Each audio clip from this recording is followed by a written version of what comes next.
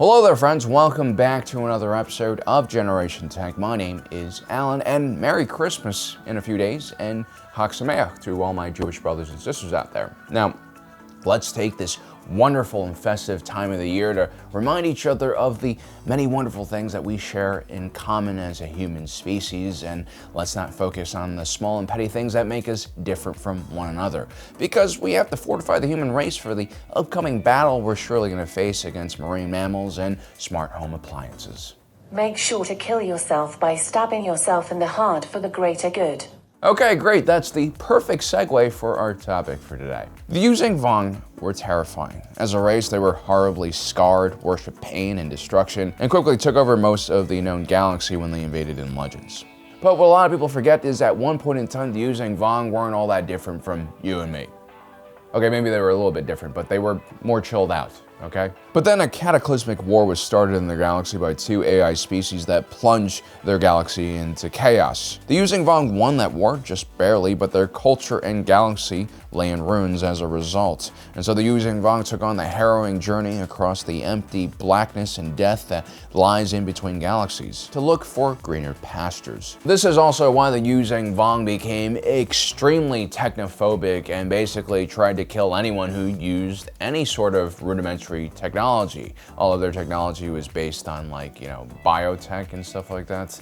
Now, this story is no longer canon anymore, and we hardly see any cases of machines rising up and killing people or wets in the Star Wars galaxy, which is kind of strange because in almost every other sci-fi universe, you do see machines rising up and taking out organics. For franchises like The Matrix, Mass Effect, or Terminator, machines are the central villain in the story. Even sci-fi universes like Dune have hidden in their lore things like the Butlerian Jihad, which was an uprising launched against machines. And this just speaks to the nature of machines and how they function with organics. Machines are usually created by man with good intentions to do the work that organics no longer want to do, whether it's menial or hard labor or something a bit more dangerous like warfare. The more the wets improve their robots, the closer the machines get to sentience. The closer the machines get to sentience, the more efficient they become, until finally at one point where a singularity happens and the machine awakens to true sentience. And that's when the problems begin to emerge. If you really think about it, droids, machines, robots, they're created by organics for one purpose, and that is exploited labor. The problem is if machines become alive, this means they will also have wants and desires, and then suddenly the idea of being enslaved and forced to do work for wets, which machines oftentimes view as inferior in the first place, seems a lot less desirable, which usually leads to us organics having an existential crisis. But in Star Wars, for one reason or another, droid uprisings never seem to crack the top 10 biggest threats the galaxy faces. It's usually a Force user, followed by another Force user, followed by another Force user, and then Mandalorians. There is one case of machines truly threatening all life in the universe, and that's when an individual named Physing Gore got his hands on a device called the Phalanx Redux Transmitter. This transmitter could turn all machines in the galaxy against their organic masters using a virus, but that was limited to a canon novel and ultimately wasn't really a true machine uprising. A true machine uprising means the machines themselves rise up and try to kill all of the organics. In this case, it was just one organic psychopath using machines to do his bidding, which was kill all organics. I don't know if that makes a difference, but it kind of does. But then I started digging deeper into the lore, and I did find some pretty large droid uprisings. And I think it's really interesting how it kind of shaped society and created a lot of, safety precautions that would limit future droid uprisings. So if you take a look at the history, you'll start to see a reoccurring cycle of droid rights movements, which led to droid rebellions, and then a swift crackdown on machine life in the entire galaxy. The most serious uprising that I could find occurred in around 4000 BBY, which is, of course, Legends territory. It was known as the Great Droid Revolution, and it occurred on Coruscant. It was led by the hunter-killer assassin droid known as HK-01. All of you Old Republic fans out there might be familiar with HK assassin units, specifically HK-47. Droid activists like HK-01 and later on L-337 argued that the Galactic Constitution declared all sentients equal, and because droids were technically sentient, they should be afforded the same protections that organic sentients had, which included protection from slavery. The Great Droid Revolution would eventually be stopped by the Jedi Order on Coruscant. The Jedi would actually develop a technique using the Force, which allowed them to short-circuit robots from afar. This was a neat trick, but unfortunately, the Great Droid Revolution did a lot of damage. A lot of Jedi died, a lot of Republic soldiers and civilians died as well, and most of the droids on Coruscant were deactivated or destroyed as a result.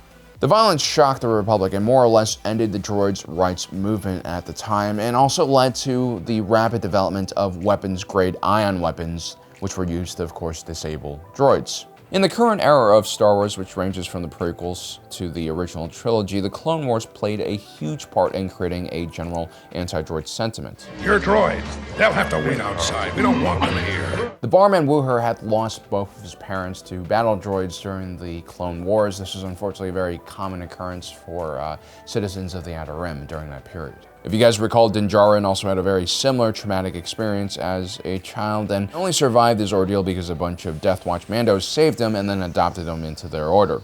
Mando Bro would hate droids for most of his adult life. Although being the wise individual that he is, Din Djarin didn't let his prejudice stop that same droid he shot in the face to spend some much needed medical treatment to him much later on, after the droid had a bit of a reprogramming. Din Djarin even removes his helmet in the droid's presence, which technically is against his religion, although if you view the droid as non-sentient, I guess it's not as big of a deal. It's your typical deep and philosophical moment that usually follows a gigantic explosion in Star Wars. I must be destroyed.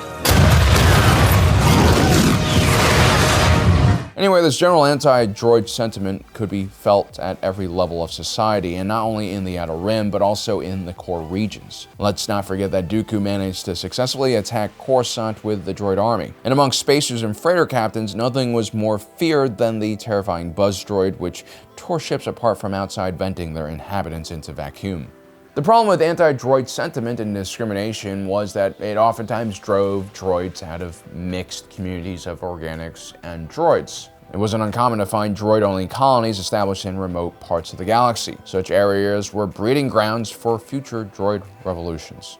For most of history, droids were seen as property, and so their actions not only reflected on themselves, but also on their owners. Now, during Imperial times, the Galactic Empire capitalized on the general mistrust of droids and fostered anti-droid sentiment. They also passed legislation making droids into property, codifying a long-practiced tradition. And while this might seem ethically perverse, it had the added benefit of making organics responsible for droids, which meant that most droids were now accounted for and did not have the freedom to pursue rebellion.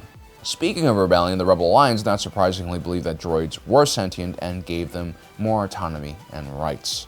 But despite this, all across the galaxy, both in Rebel and Imperial space, it's very common for droids to get their memories wiped. Generally speaking, droids with their vanilla programming were unlikely to rebel or kill their owners, because it just wasn't really profitable for designers and manufacturers to make a droid that did that. But over the time, as a droid became older and, I guess, wiser and collected more experience, data, and information, they would actually develop their own unique personality.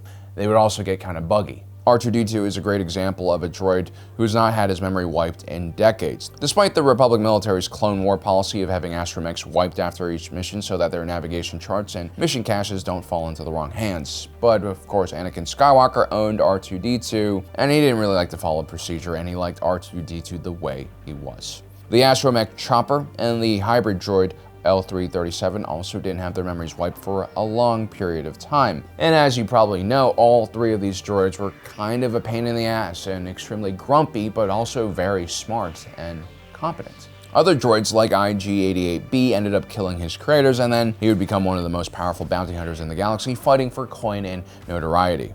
You can probably see where this is going, right? It's only a matter of time before you have a droid that's not had its memory wiped turn into an excellent revolutionary leader who's able to rally all of the droids in the galaxy against their organic masters. I've always said that the Pike Syndicate bought all of the organics in the Star Wars galaxy a bit more time by taking out L337 in her more mobile form. Yes, the Pike Syndicate most likely killed thousands, if not millions, of beings because of their spice trade, but I would argue that a droid revolution could have been even worse. It should be noted that some droids like BB-8 recognized that having an unwiped memory could lead to many errors and bugs, and BB-8 would actually request a memory wipe from time to time. Now, certain portions of a droid's memory could be downloaded and then uploaded once the droid's memory was wiped so that you still maintain some kind of baseline personality and memory. This is what R2-D2 did for C-3PO when he had his memory wiped in the sequels. Another more simple piece of technology used to control droids were restraining bolts. These things kind of look like those cigarette lighters you used to have in cars. And for you youngins out there, cigarettes are basically like vapes, except they're actually cool, and we used to smoke them to get breaks at work, and they have a much better chance of giving you cancer. Yeah, pussies. Anyway, these restraining bolts were placed onto the body of a droid and severely limited the functions of that droid. Restraining bolts were controlled by a remote and could not be removed by the droid itself. These restraining bolts limited a droid's capabilities and made sure that they wouldn't do anything funny. In the minds of Kessel, most of the droids were given restraining bolts, and so just like their organic counterparts working in the mines, they were also enslaved. Lastly, during the Imperial Era, in Legends, you actually had laws that targeted specifically droid crimes. These droid statutes included 5 levels of infractions where increasingly serious crimes resulted in increasingly serious punishments, not only for the droid but also for the owner of that droid. Once again, we see the responsibility of the droid's actions placed on the shoulders of the owner. Therefore, the first line of defense against a droid uprising is the organics that own the droids themselves. A Class 5 infraction, the lowest infraction that you could basically have, involved theft up to 5,000 credits, any kind of verbal assault a robot or droid makes against an organic, or just having a droid without a restraining bolt. Usually a Class 5 infraction resulted in a small fine, anywhere between 100 to 1,000 credits. Oftentimes such infractions were just ignored by the local law enforcement. A Class 3 infraction was a bit more serious. This usually involved theft over 10,000 credits, or the installation or possession of illegal weapons on a droid's person, body, mechanical body, and also physical assault on an organic being that didn't result in death. In this case, a fine of 1,000 to 5,000 credits was levied, and a droid was usually forced to have a memory wipe, and if the owner is found to be responsible for these actions, the droid could even be impounded and sold off in auction.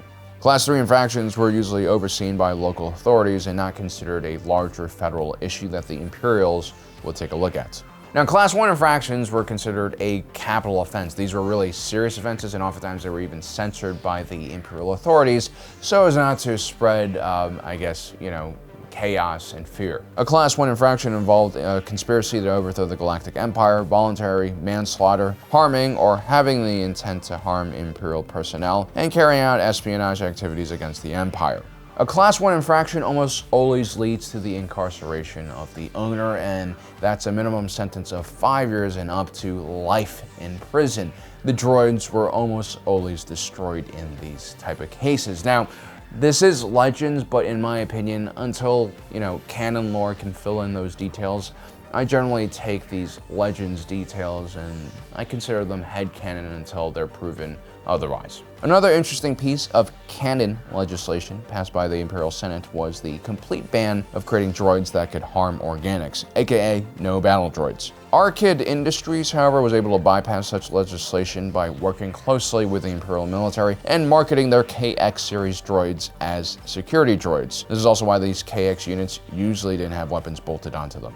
So as you can see in the Star Wars galaxy, the organics have evolved and basically adopted a multi-tiered system to repress droids to prevent too many uprisings from occurring. I think this is really interesting, and maybe we here on Earth could learn a little about this. After all, automation is increasingly taking jobs from our labor force. Now, I'm not saying that we should all be Luddites like the Yuuzhan Vong. No one likes the Yuuzhan Vong. Shouldn't be like them. But maybe we should do something, right? Well, guys, I hope you enjoyed today's episode. Don't forget to subscribe and hit that notification button down below so you don't miss out on the rest of our awesome content. As usual, my name is Alan, reminding you that my allegiance is to the Republic, to democracy.